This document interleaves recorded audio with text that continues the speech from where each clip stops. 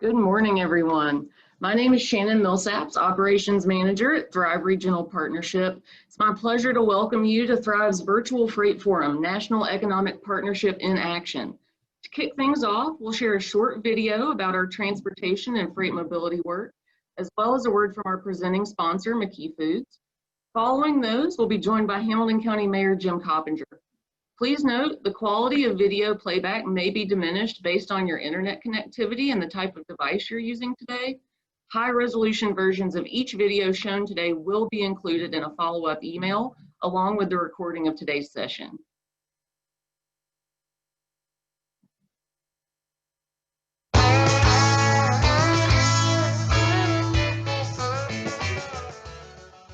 Freight Alley.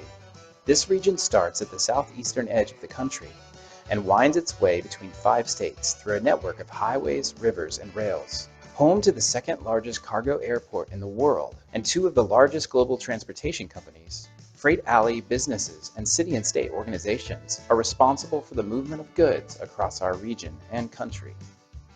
With a population of 37 million people across the 5 states that make up Freight Alley, 1.25 million work in transportation, and the gross regional product comes in at a cool $1.75 trillion. The transportation industry affects our livelihoods, our access to goods, the health of the environment, and so much more. It's no exaggeration to say it affects every household in the region, and the Chattanooga region is nestled right in the center of the action.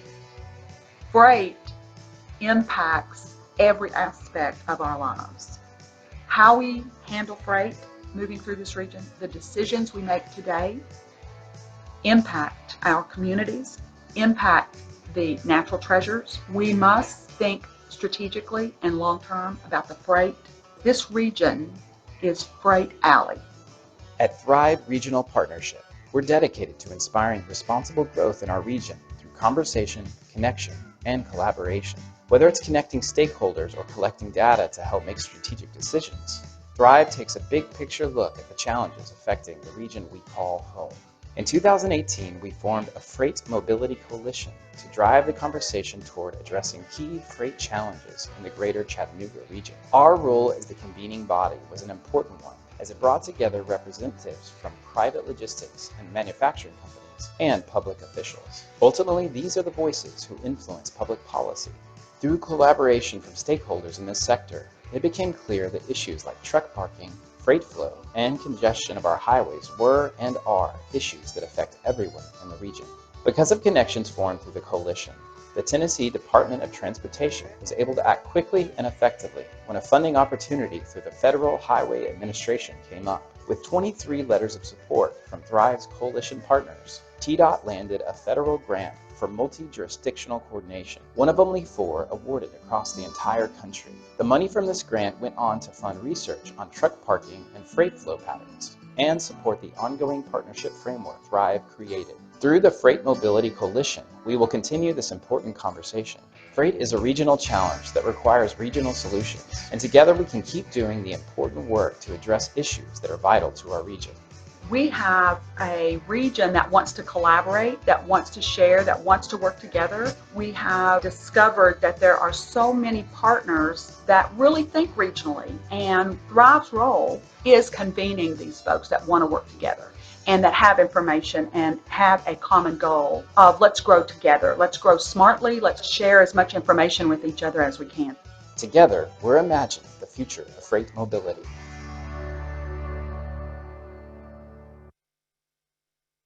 And now a word from our presenting sponsor, McKee Foods.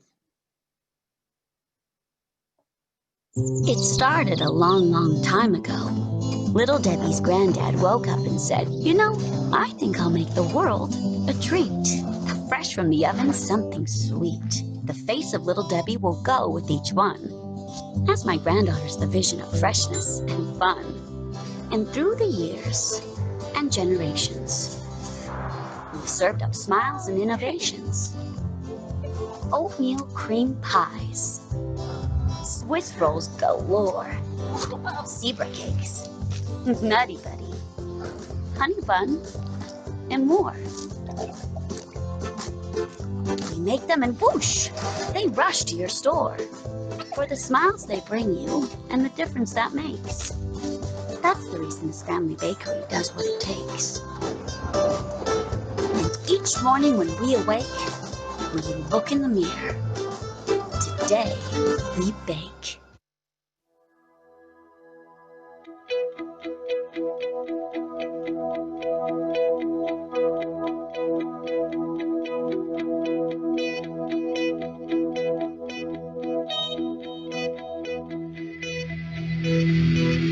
Good morning and welcome to Thrive Regional Partnership's Virtual Freight Forum, National Economic Partnership in Action. My name is Deborah Ann Stone and I'm the Logistics Cost Analyst for McKee Foods Corporation here in beautiful Collegedale, Tennessee. McKee Foods has long recognized the value of our region's natural treasures in attracting and retaining top employees. The quality of life is important to a thriving community. This pandemic has emphasized the need for improved broadband access so that our employees who live in remote areas of our region can connect with each other. From our corporate headquarters here in Collegedale, and for the time being virtually from home, our planning and order fulfillment department plans shipments of delicious Little Debbie, Sunbelt, and Drake's snacks that deliver to all of North America. A safe, efficient, and congestion-free network of highways and interstates is vital to our ability to deliver to our customers. This region, our home, sits at the heart of a bustling mega-region we call Freight Alley.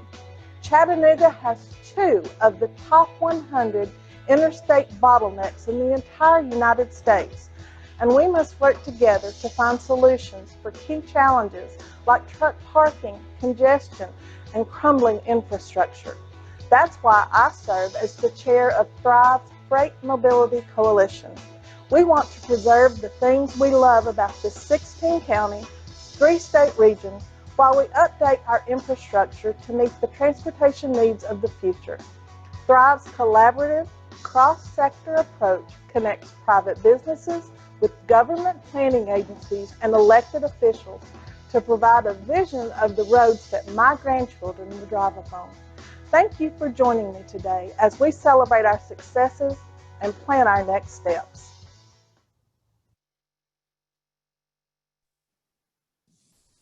Thank you, Deborah. It's an honor to have the Mayor of Hamilton County, Jim Coppinger, here with us this morning to make some opening remarks. Mayor Coppinger, thank you so much for joining us. I'm going to turn the virtual mic over to you. Thank you. And gosh, what an honor it is to be here with you today. And just want to say good morning to all of our participants and people that are watching this streaming. And on behalf of Hamilton County, welcome you to our region's first virtual freight forum. This is a tremendous opportunity for us to come together, for us to be able to exchange ideas and concepts about what can be done for the movement of freight, not only today, but in the years to come. A lot of work has been done to be able to receive this Federal Highway Administration freight, partnership grant. So allow me, first of all, to thank all of our partners across the tri-state region, again, including 16 counties and 3 states, both public and private sector, for their engagement and involvement, and for not only expressing their challenges with the freight movement, but for also rolling up their sleeves and helping us get to work to solve some of these really important issues that we have as it relates to moving freight. To all of our 60 volunteers that have invested more than 250 hours, please accept our thanks. It could not have happened without the volunteers that were willing to do this hard work. And to all of our government entities that were involved in this effort, both state, or I should say state, local, and our counties, that have a great appreciation to all of you for your involvement as well.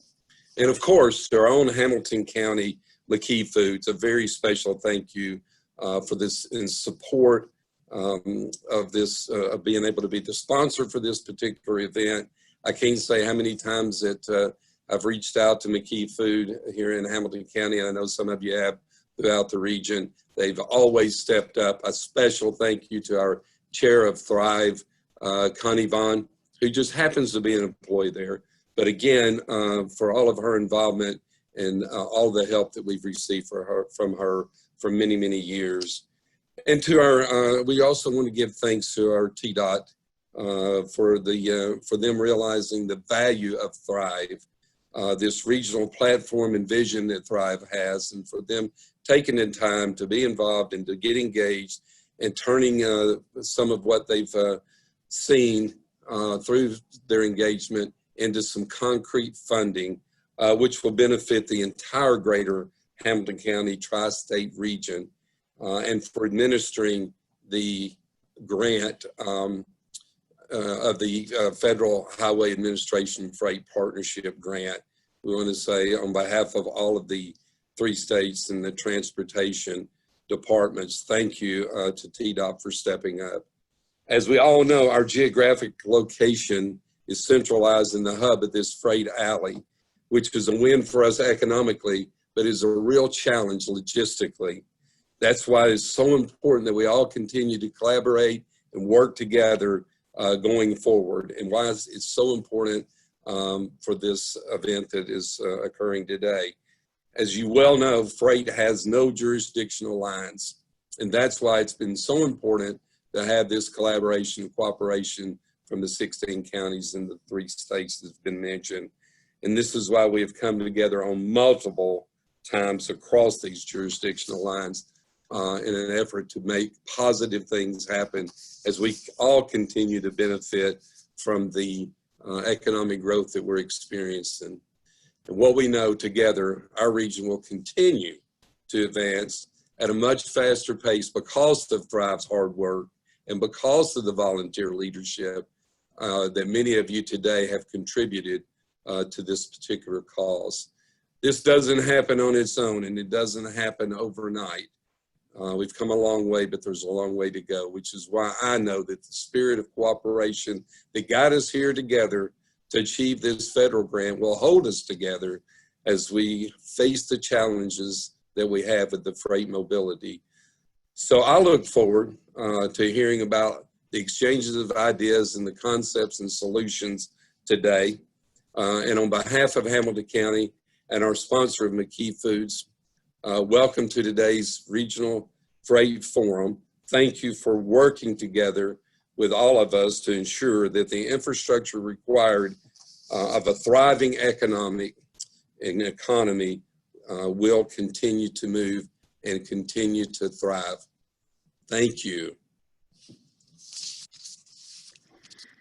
Thank you so much, Mayor Coppinger, for those remarks. I certainly echo your statements of appreciation to all of our partners. It takes not a village, but it takes a region. And I have to say, as we have tackled these issues in such an unprecedented way, we are so grateful, Mayor Coppinger, for your leadership and your solid support in this work. As you all just heard, this bold approach is indeed successfully moving our region forward. And how we're doing that, how this now national economic partnership is actually in action, is what I'm going to introduce you all to now, followed by our leads at TDOT and CDM Smith that you'll hear from after me, and then ending with a word from our chair, Connie Vaughn. We now know better that we live, work, and play in a very robust, extraordinarily strong freight-dependent economy. And we know that freight knows no boundaries. The question Thrive has been working to uncover and pull together is, if freight knows no boundaries, why are we planning the infrastructure for Freight Alley siloed within those boundaries? With full understanding of the enormous tasks each of these individual planning entities have within their own individual footprints, this intangible conversation has now brought our region together with each other, tangibly working interdependently together to move Freight Alley forward. So why does all of this matter, and what does it mean for us locally, especially to an organization like Thrive? focusing on inspiring responsible growth throughout the greater Chattanooga region. As this map indicates, it is an indisputable fact that we are the heart of Freight Alley with significant freight flows. Unfortunately, we know all too well about the funding shortfalls that our region faces in keeping up with the needs of an increasingly crumbling infrastructure as we continue to grow and use that infrastructure. Because of the convergence of the interstate systems that you see here on this map, we do know that a single accident along this corridor can cause significant delays for our companies, our employees, our residents, and travelers alike in all directions. In order to sustain and support the economy that our businesses and industries are creating, we now work together, connecting the dots, we like to say that, with our DOTs and the MPOs, tying our region's transportation planning professionals together to address these and other negative ramifications of growth pressures that are hurting the flow of freight through our region today. So to help articulate the significance of this, let me just run a few numbers by you of what that freight flow looks like here in our region. In 2019, we saw record-setting numbers coming out of the Port of Savannah in that year. And if you wonder where those containers go, I would invite you to just look around as you travel along the interstates of our region. We also know that the vast majority of the freight funneling into that single corridor doesn't stop or originate here in this region. We know that freight doesn't move on trucks alone. It travels by barge on the river, rail, air, and roads. And we know that the projections over the next 15 years are gaining speed with 33 million tons of freight projected to flow through our region annually by 2035. I want to point out a statement that comes from Thrive's original findings 7 years ago. It says, historically, growth in the region has been driven by the availability of infrastructure and market demand, even though approaches to infrastructure provisions are fragmented and vary significantly. This was kind of a awakening moment for us. But what does that mean? So when you look at the part about the growth in the region, that growth is evidenced by the vast amount of manufacturing and industry that have located along the infrastructure corridor, one that I believe we credit to FreightWaves as calling and tagging it as Freight Alley. Additionally, just this week, you haven't seen, Inc. magazine released its 5,000 fastest growing private companies in the nation, and it comes as no surprise to us that trucking and logistics companies dominated the Chattanooga companies that were included in that list. However, the fragmented approach that the Trends and Forces report pointed out, planning around that same freight alley is evidenced here. Over the course of the past few years, we have engaged 21 public planning entities as partners around this topic, along with dozens of private industry stakeholders. In fact, that includes partners from the mega region that you see here, Birmingham, Alabama, Atlanta, Georgia, Nashville, Tennessee, and Savannah, Georgia, that isn't even on this map here. But Thrive continues to set the table for these partners to convene, just as we did before. After the National Economic Partnership Study is completed, we will continue to convene these partners because our action behind the NEP study is just now getting started. And speaking of Savannah, our partners from the Georgia Ports Authority have been and continue to be deeply involved in this conversation, and we are grateful for that. Even before their Appalachian Regional Port Facility entered our region in Murray County. So Ryan McDonald, Strategic Operations and Planning Manager, said there is great value in taking the regional approach that Thrive has taken. It is a more complete way to address and help solve regional challenges. As part of TDOT's freight movement along Freight Alley, the Greater Chattanooga Region study that you'll hear more about from Dan Palmia and Melissa Ziegler, Thrive's role was to reach out to the private sector industry, relying on moving their parts, their products through our region. We engage dozens of freight partners to gather qualitative data on key freight issues and needs. And when I say qualitative, I mean we wanted the companies that you're going to see here on this list. This is how we ensure the highest quality in the responses by identifying these 6 categories of freight industry stakeholders to survey regarding the movement of goods through the greater Chattanooga and Piedmont Atlantic mega region. So you'll see these categories here.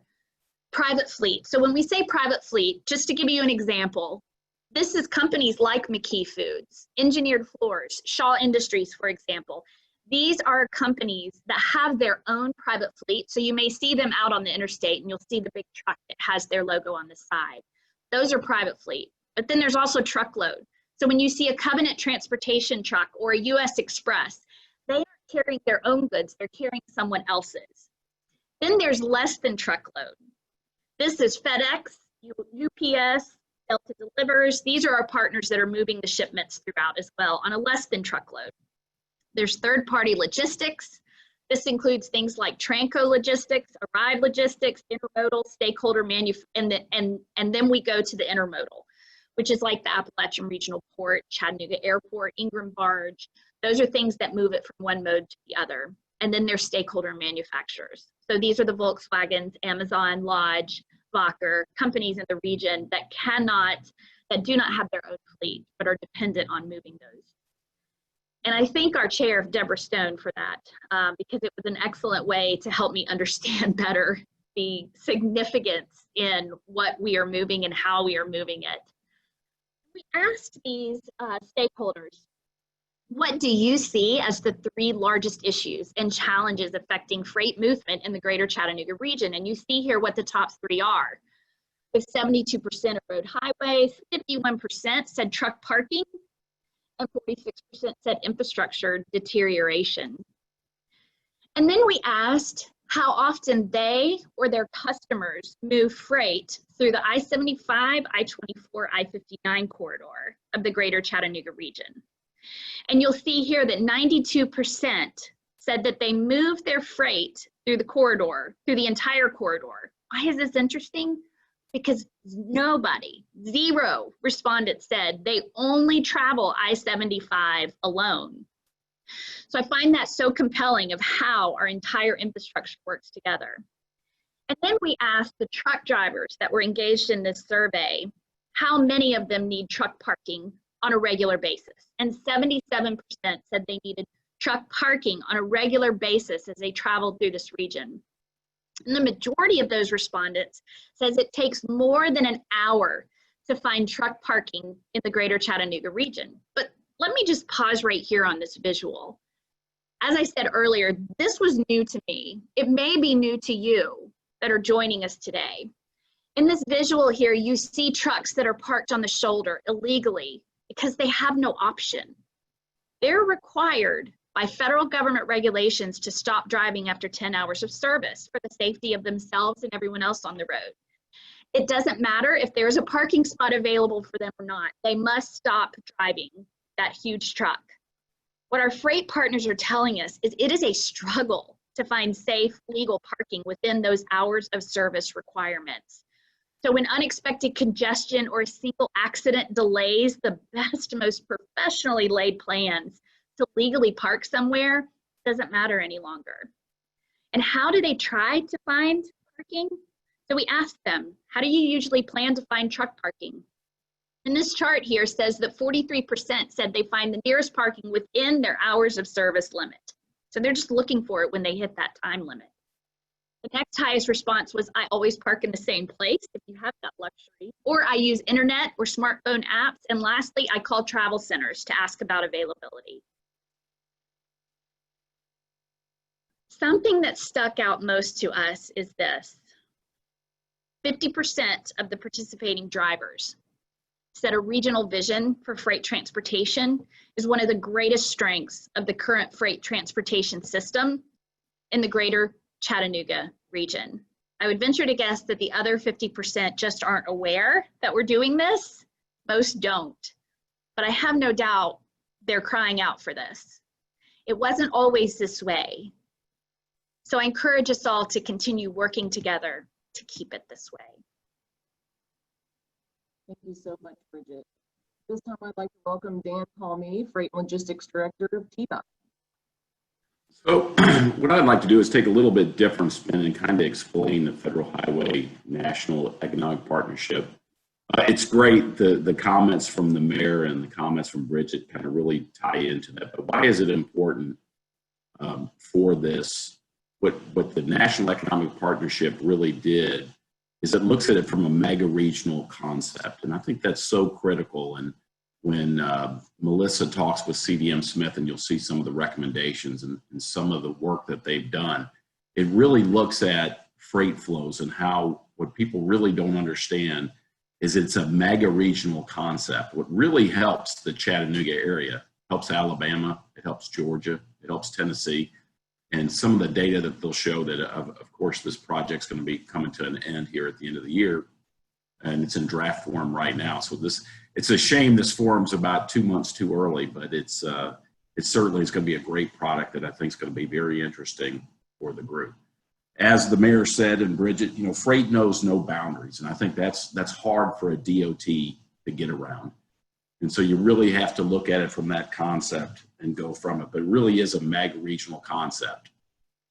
One thing, for example, if you could sit there and look at on that slide that Bridget said that was from Freightways, it's a great slide.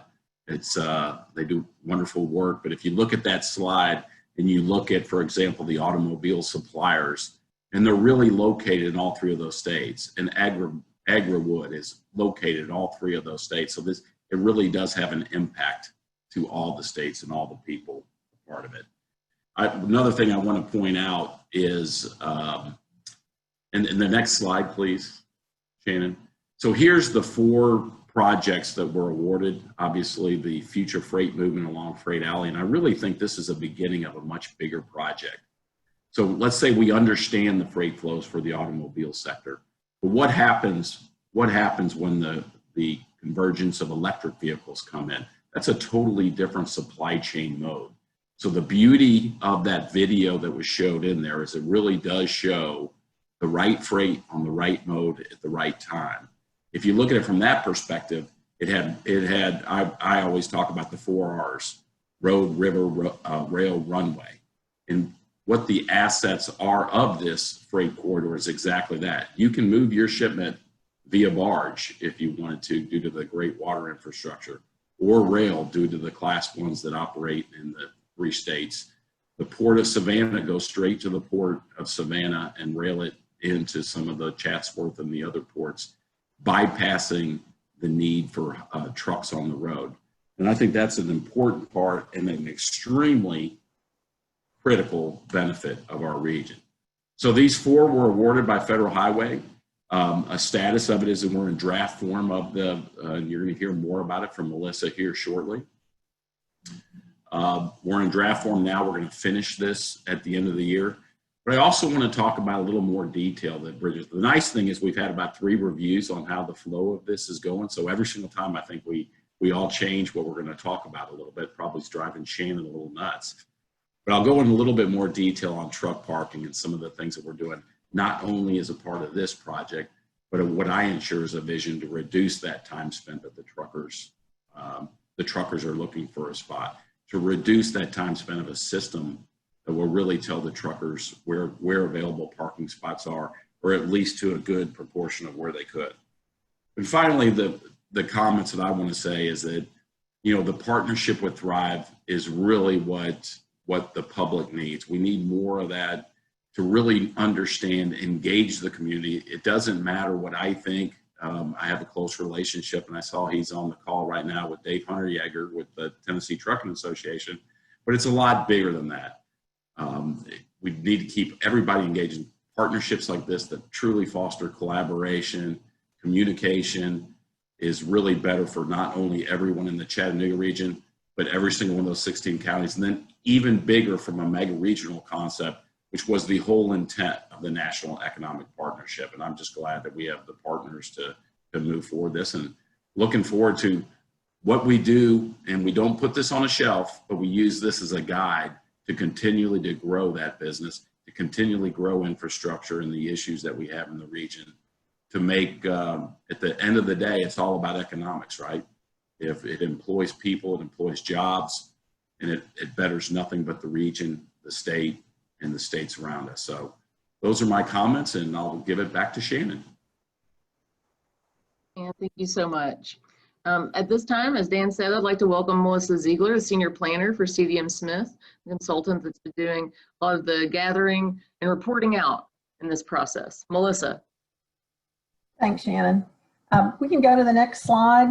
I think you've heard it a couple of times this morning, actually the next slide also. Fostering economic prosperity and finding better options for moving people and goods doesn't begin or end at a city or state boundary, and sometimes we forget that. This map shows the 2040 peak hour congestion projections for high truck volume corridors on the national highway system. And it makes a strong case for mega regional and multi-jurisdictional collaboration and partnership.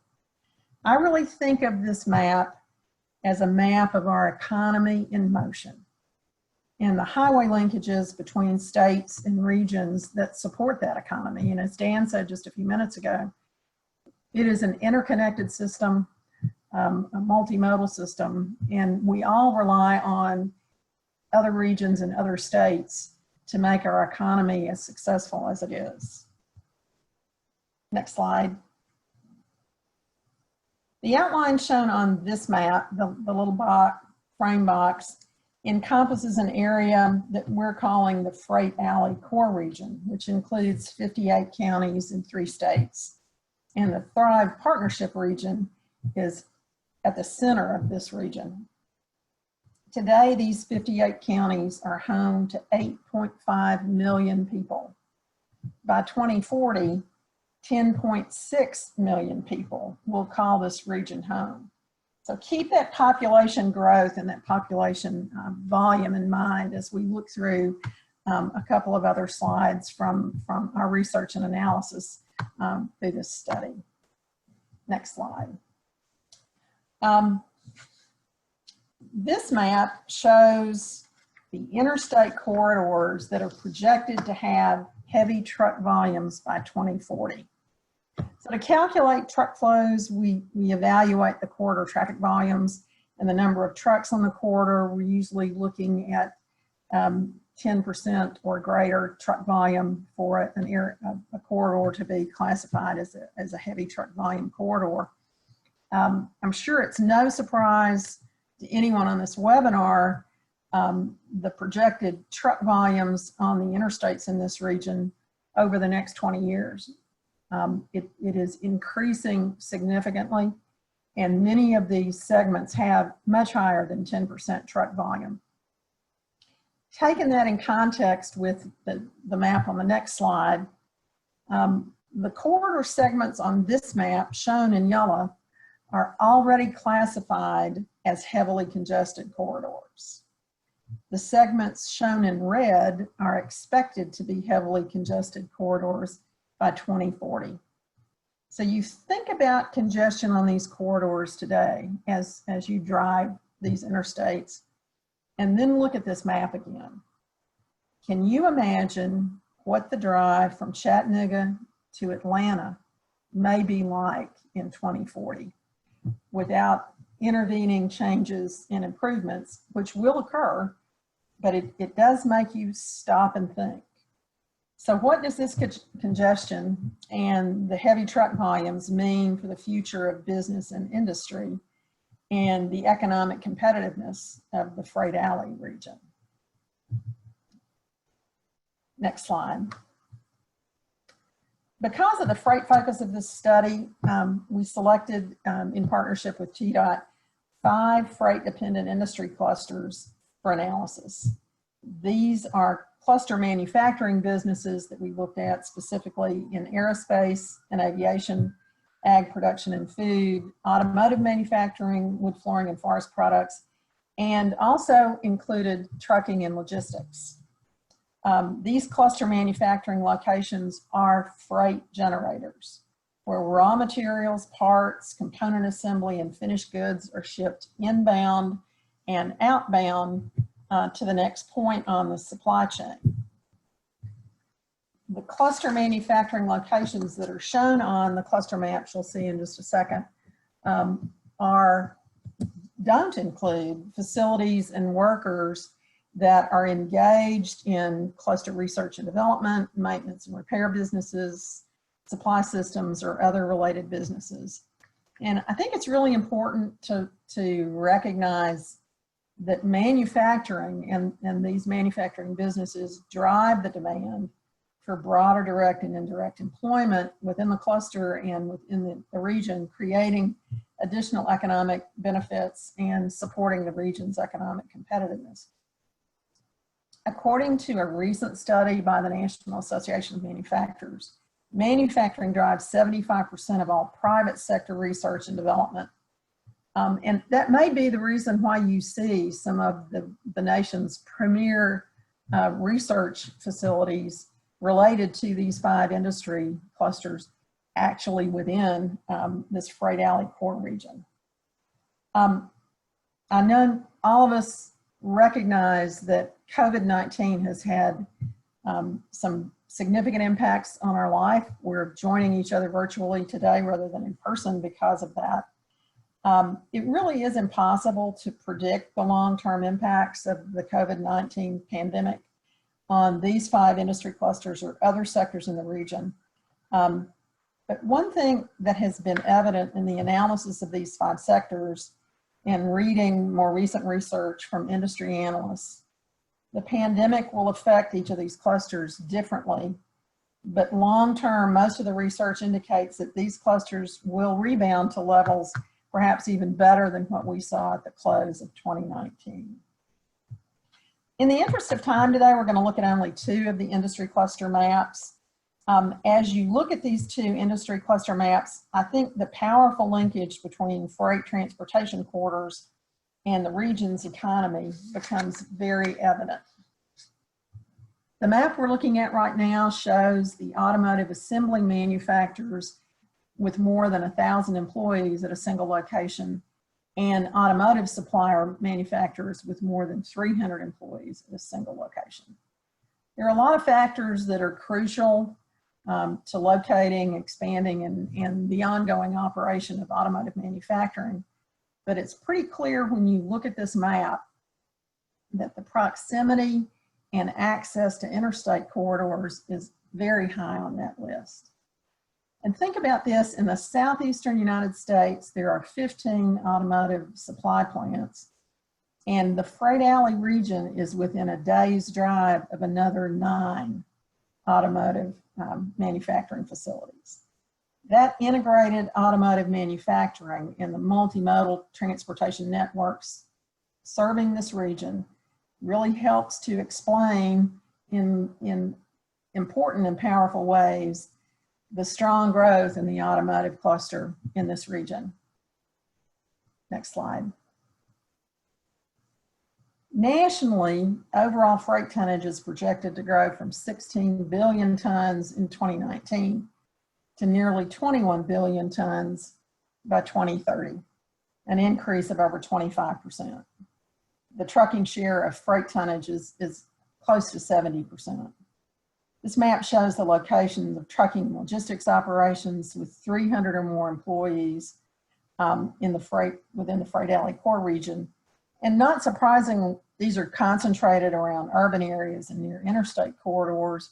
It was mentioned earlier also in this region, you have significant private investment, including 3 of the nation's top 25 truckload carriers and 4 of the top 100 private carriers have located their headquarters facilities here. Next slide. Someone mentioned a little earlier about inaction, and recommendations were really an important part of this study. That's sort of where the pedal hits the metal. The Thrive Freight Mobility Committee really played an integral role in this study and in the development and evaluation of recommendations. I want to say again, in my experience working with this group, this is really an inspirational group of public and private sector leaders who work together to address freight challenges, educate the broader community about the importance of freight to the region's economic competitiveness, and they're keenly focused on providing a collaborative public and private platform for improving freight and transportation operation. I also wanted to mention to the larger group on the webinar, your comments today, along with the input from three Thrive Freight Mobility Committee meetings that have been a part of this study, will be incorporated in the final report. So I want to highlight just a couple of recommendations. The first on this page has to do with pursuing strategic opportunities to build stronger multi-jurisdictional collaborative partnerships. There are some great examples of best practices, including the Thrive Regional Partnership, the Eastern Transportation Coalition, which some of you may know as the I-95 Corridor Coalition, as it was previously named. But we see those best practices and opportunities to continue to integrate and strengthen multimodal collaborations, multi-jurisdictional collaborations as being really important. One of the things Dan Palmy mentioned in a conversation last week was the importance of identifying state laws that impact the deployment of transportation technologies. It's important to align technologies with state and local laws to progress technology applications. And I think as a recommendation, it's an important element to start looking at those state laws and the deployment of technology. One other recommendation, we think evaluating transportation technologies such as driver-assisted truck platooning, active traffic management, integrated intelligent transportation systems could provide some near-term improvements for freight movement on freight alley corridors. Also, there are opportunities to evaluate funding options for future multi-jurisdictional proposals to deploy these technologies. Next slide. Several times the truck parking issue has been mentioned as a part of this study. We've developed a truck parking inventory. We've learned from TDOT about a very exciting study that they're also involved in right now about truck parking that Dan will talk more about in just a minute. But we think there's an opportunity to utilize the truck parking inventory from this study, other recent regional truck parking studies, to create a mega regional supply and demand analysis of truck parking to confirm parking needs and evaluate options for leveraging private investments to address gaps. And finally, perhaps in the not too distant future, we'd recommend conducting a multi-state freight summit, hopefully face-to-face, and perhaps even with the opportunity to shake hands of old friends, to bring together DOTs, NPOs, freight and logistics businesses, and other stakeholders to identify and prioritize potential mega-regional freight projects as a starting point for future pursuits, perhaps of joint funding opportunities to help fund these projects. I appreciate the opportunity to participate and be happy to address any questions when we get into our Q&A. Thank you. Thank you so much, Melissa. We're going to transition now into a feedback discussion about truck parking and technology applications. I'll welcome Dan Palmy to introduce those topics. And as it says on your screen, if you'd like to weigh in at any point and speak, please just raise your virtual hand and I will unmute you. You can also use the chat box feature. Dan. Thanks, Shane. I just raised my virtual hand in case anybody didn't get that. So Melissa alluded to a little bit. I think there's two different things going on that I think is important to the group. It's kind of funny going through this run through. We kind of changed the format of this a little bit because they thought this was interesting. So first of all, in the truck parking, as Melissa said, we've kind of labeled every spot, both public and private, in the trucking in the truck parking area. That's really the first step, right? You got to know what your inventory is, where it is, and what have you. In the meantime, we've also, at the same exact time as this National Economic Partnership, we actually have another research project going on that the Department of Transportation paid for. Now, this is strictly in the state of Tennessee because it was our own state funds that we used. But what it did, it was headed up by the University of Memphis with support, which is very interesting, I think, University of Tennessee, Knoxville, that both did. In years past, they were the experts in truck parking, so they've used through GPS data to really look at where truck parking is an issue at certain times of the day. They've actually created a website. The nice thing is all this is going to be released about the same time, but I think it's really critical to not only know, and the whole purpose of that, I guess, was to see if you have it in an area, and let's say it's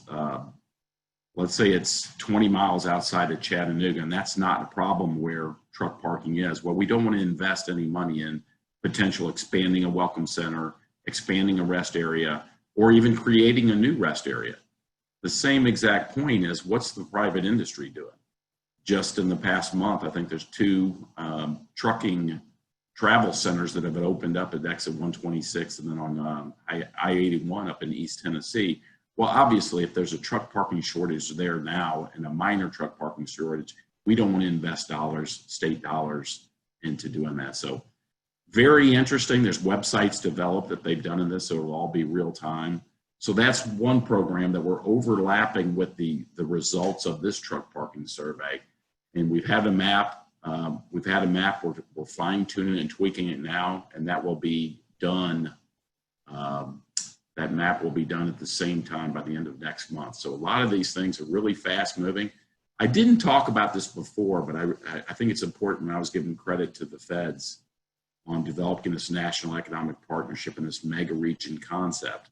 But the timeline really was pretty quick from that perspective. It was awarded, I think, in May of 2019, and we will be finishing it up before December, the timeline in December. So looking forward to the results. So I talked a lot about truck parking. I think right now Shannon wanted to go into some questions about truck parking. If we want to go directly there. If there's anyone in attendance that would like to either ask a question in the Q&A box or raise their hand to speak, I can unmute you. You can also use the chat feature if you'd like to weigh in on this truck parking discussion. Give that just a moment.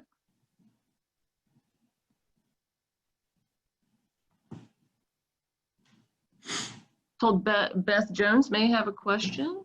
Sure. Beth, I'm going to unmute you. Or I can answer it there, Shannon, if you want. She said, will the study dive into opportunities of additional smaller intermodal facilities along short lines throughout the region in an effort to get more trucks off the highways and onto rail? Beth, that's a great question. From the truck parking perspective, not really.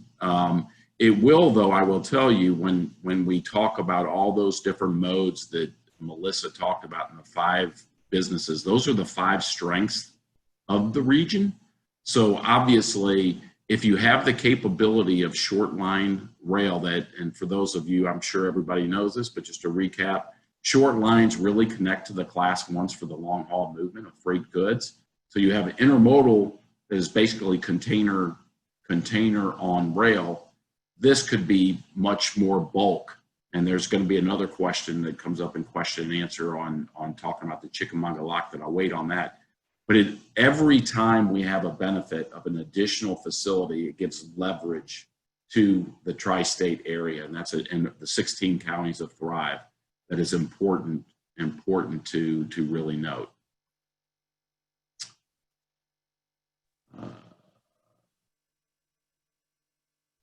Rick Roden from Jackson County says they have an auto manufacturer with over 300 employees. All right, we'll have to update that on the thing. Thanks, Rick. Yeah, just a quick update. The list of those manufacturers and the number of employees was provided to the study by the statewide economic development agencies. for all three states. And I'm sure that they provided the most recent data that they had, but we'll certainly update that. Thanks, Rick. Yes, thank you. Deborah, you asked how many truck parking spaces are there in our region, public or private. I want to say there was over 1,000. It's right at 1,000 public parking spaces. I don't know if that it has included the new, the relatively new lot at exit 47, I think, on Highway 40 that's westbound. So I'm not 100% sure with that, but I will. We keep track of an Excel spreadsheet, and then with the other additional spots. And I want to point out, and this is an important classification from a safety perspective. You know, when we count parking spots, it's the ones that are lined in the parking lot. We do not the ones that are parallel parked, the ones that every time you pass a rest area that you see maybe on the on ramp or off ramp. From a safety perspective, we do not count those, and we do not want the drivers to park there. And I know that it does happen. We've actually done signage to do that. And the reason is for safety. Obviously the trucks take a longer time to deaccelerate and to accelerate. So it's really about the safety as they merge on and off the ramps to do that. So I think everybody shares that. So Beth. Another question from Beth Jones. Yeah, so how are we monitoring the private truck plazas and convenience centers? It's old fashioned. A lot of times, Beth, with today's technology, believe it or not, they get up in the sky, they look at satellites, and they physically count them.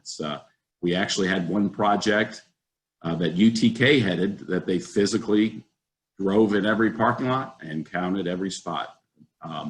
It's kind of interesting. You would think, and I'm sure that this is where the private meets the public, you would think that the travel centers have that information in spreadsheets like we do, but they weren't really willing to share that for the case of the study. Yeah.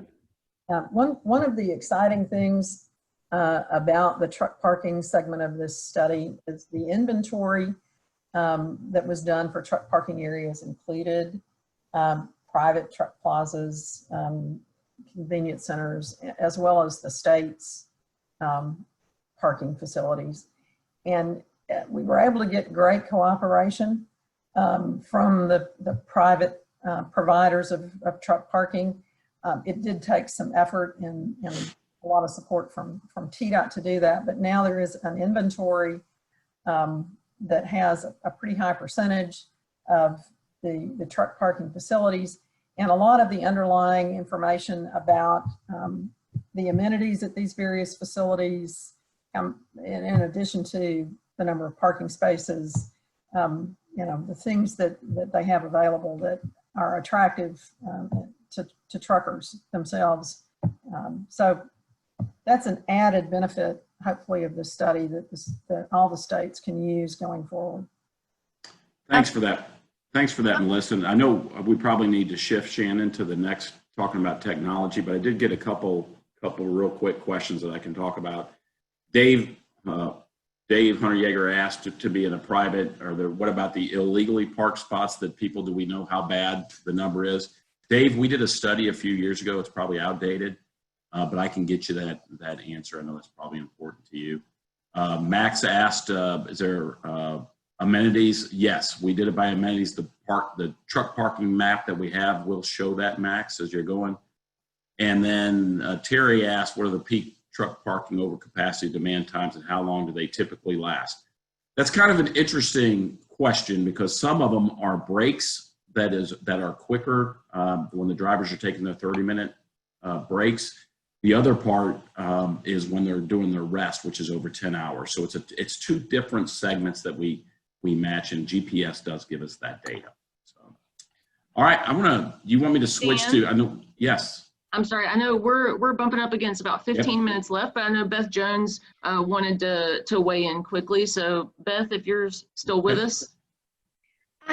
I am. I was just going to say there may be some collaboration we can do with our planning staff as they staff these planning commissions. I think we get probably firsthand knowledge when there's another convenience center, another truck plaza coming online. I don't know if you're aware, there's one, a Petro that's now being proposed again for Mont Eagle. So perhaps we can just do a call to action to them to provide that feedback as it's occurring, to try to keep you all up to date, at least in the areas where we staff those planning commissions. That's great. Great point, Beth. Thank you so much. I'll talk to you more about that, Beth. Okay. If we can transition now over to tech applications. Okay, in the essence of time, I'll try to keep this a little bit short, Shannon, but two things that kind of came up that Melissa, I think it was Melissa that said that I think that's very important. When we talk about tech applications, I think it's very important to realize the net effect. So, for example, platooning. When platooning came in the state a few years ago, it was illegal. It was illegal for two trucks to travel down the interstate at less than 300 feet. Well, the whole purpose of platooning, in case you don't know, is to keep trucks within 39 and I think 56 feet for the fuel savings of they're traveling down the road kind of like this. And with those fuel savings is a benefit to the trucking company goes through. So the first step that had to be done is we had to change state law. And so actually, if you want to platoon in the state, it actually comes to my staff and we look at it to make sure that they have systems in place so they're just not tailgating, think of it that way, going down there. So when you start talking about technology, even though platooning, there are drivers in both trucks, by the way, but if you look at it from that perspective, just remember this, it's all about safety. Everything we do at DOT, and this is the same, whether it's Georgia or Alabama or any state, it's all about safety. And the great thing about what platooning gives you, it gives you collision mitigation systems. It gives you lane warning systems. It gives you different systems that are helping that driver be safer, which in turn is also helping the people that drive around him, him or her being safer as they operate. So the one thing I wanted to say is that it's up to the legislature first to change those state laws to make it. So a great example, really an opportunity right now for the state of Tennessee is you've all seen the future talking about robots delivering packages in the LTL world with the e-commerce boom. Well, the big issue there is, right, you can't have motor vehicles on the sidewalk. Well, they had to change state law to make an example for that. And the state legislature is smart enough to really sit there and say, we want to keep it so broad now, but then tighten it up as the future goes on because they really don't know. And I know that FedEx is doing a pilot, I think, in Franklin, Tennessee, to talk about these when these robots come to a delivery near you, I guess. The interesting thing about that is, too, when you talk about public and private partnerships, is that legislation, that bill that was proposed in this year in the state legislature that passed, was both a combination from Amazon and FedEx going in jointly to change that law. So it really is bigger than one company. And so I thought that was a very unique, and the group thought it would have been great to talk about that a little bit. I don't know if there were any questions on that.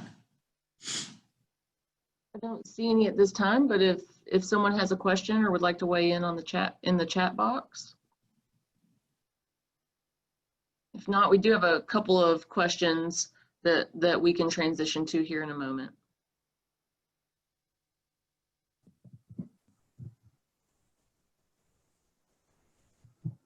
You know, maybe one thing for the group to consider as you think about the application of technologies along these corridors and some of the different concepts that we've talked about.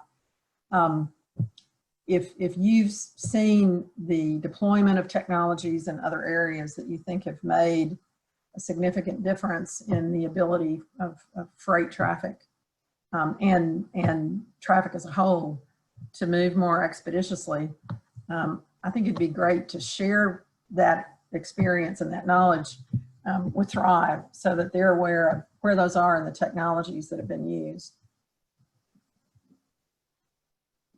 That's a great point, Melissa. Thank you.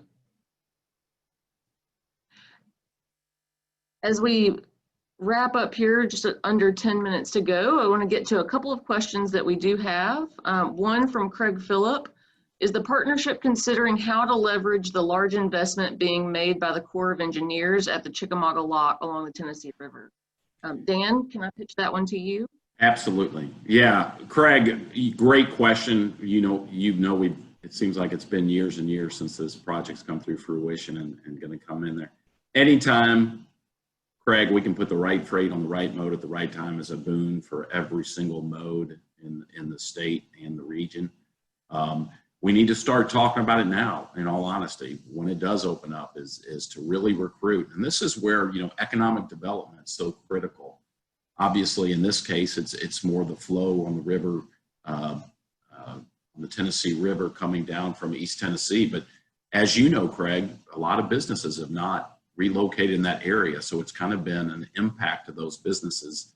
But we look at now to really engage our economic development partners to try to bring business to there so that they can start using that freight flows. And then what happens, I always say, and Craig, you and I have had this conversation, but I want all freight on pipeline. After pipeline, I want it on water. After water, I want it on rail. After rail, I want it on truck. And why is that? Because it's the safest and the lowest transportation cost, and it's the better for the whole region. Because what happens is truck is the easiest. Truck is where the majority of freight moves. Truck will always be around, but anytime it won't ever stifle growth. It won't ever stifle some of the congestion points that we have as we move. We just can't keep on building additional lanes and handling the freight that way. So thanks, Craig, for the question.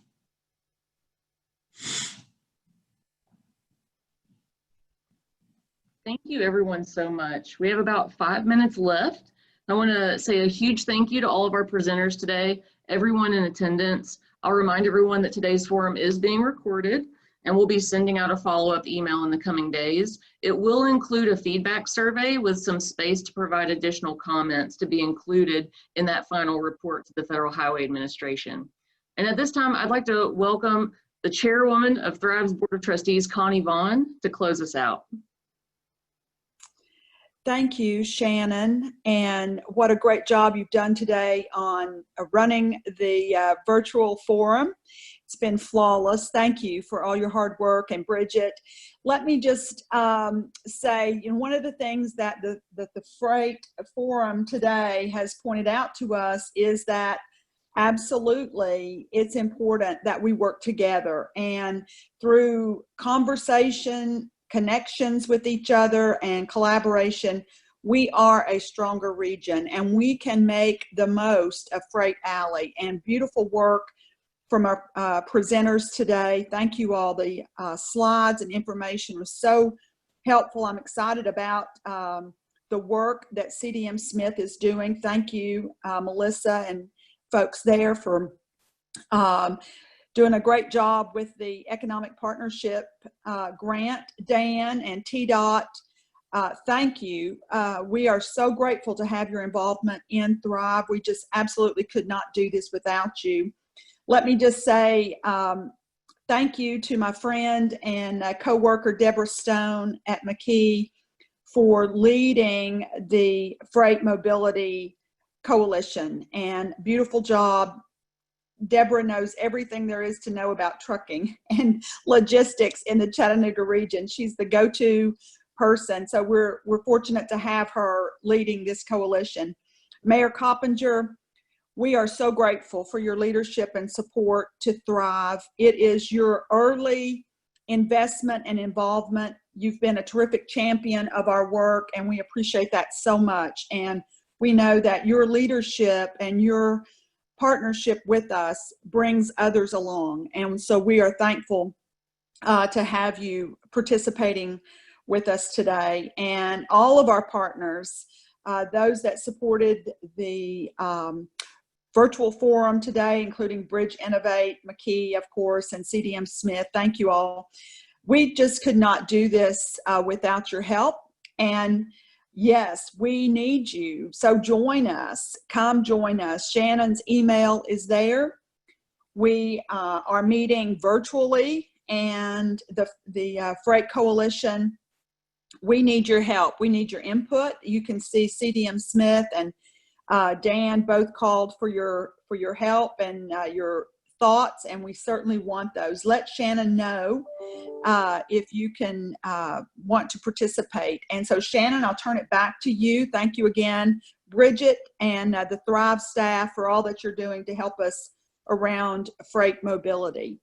Thank you. Thank you, Connie.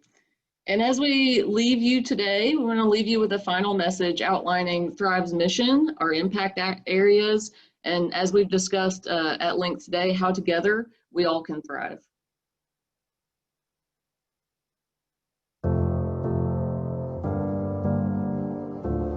Nearly 10 years ago, this region didn't have an identity like it does today. Not only are we building an identity, but we're building a movement across this region of how we as residents, as workers, as students, how we thrive.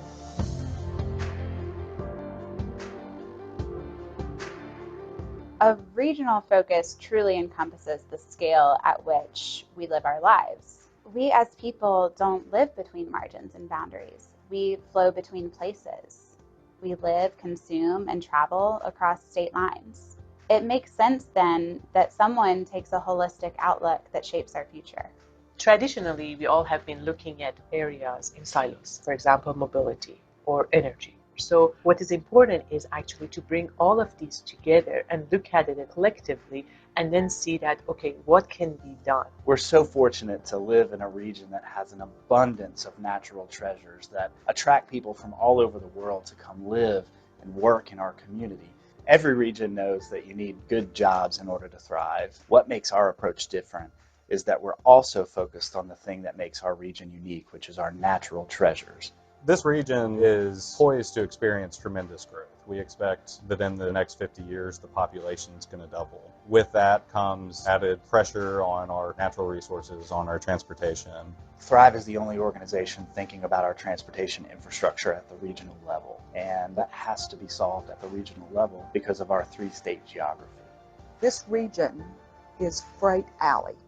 Freight impacts every aspect of our lives. It includes the trucks that you see on the road, the rail, and our river. Are we using the barge traffic as efficiently as we can?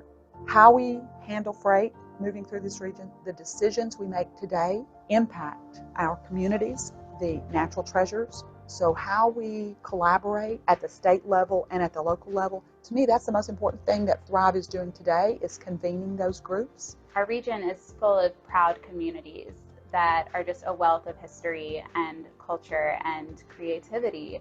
So we work with them to identify their distinctive assets and leverage those to create their own community and economic vibrancy. With them, we have built an inclusive network across 16 counties and 3 state lines to address the complexities of regional growth. This approach allowed people to become engaged and allowed them to voice their opinion and concerns, and they began to feel like they were taking ownership of a process. What Thrive allowed us to do was take the time to sit down with parts of my community that I didn't realize I was disconnected from. I think what we were expecting to hear was people wanting more amenities, but really what we heard was a desire for people to feel connected. And then we got to turn what we heard into actual experiences and experiments. These are the people that are living in these regions. They understand their need, they understand their challenges, they understand their priorities, so they can help us to see that, okay, what we are working on is even valuable or not. So now we're making sure that we can hear everybody's voice through the data that has been collected. I've worked many years in the conservation field across the country, and I've never seen a program like this. Thrive to me is, from a community perspective, taking a holistic, human-centric approach to sustainable development. We do not take a top-down approach. That never works. People need to be a part of the change, and they need to be a part of steering that change in the direction that they wish for it to go. I know that real change and sustainable progress takes time, and it only moves at the pace of relationships. I thought I knew my community, but I didn't really know my community.